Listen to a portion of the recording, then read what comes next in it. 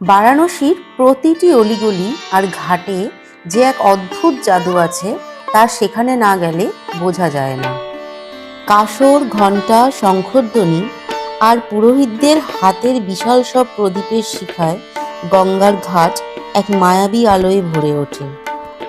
ভোরের আলতো অন্ধকারে যখন সারা শহরটা ঘুমে বিভোর, তখন গঙ্গার বুকে নৌকা ভ্রমণে বারাণসীর আসল রূপটা ধরা দেয়।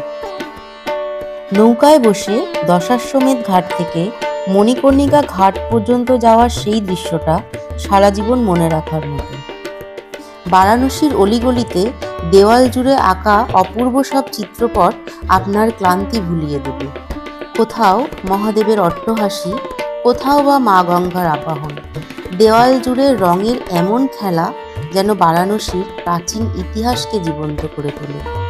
ঘুরতে ঘুরতে ক্লান্ত হয়ে একবার মালাই চা আর বেনারসির কচুরি খেয়ে নিলে শরীরটা যেন চাঙ্গা হয়ে ওঠে।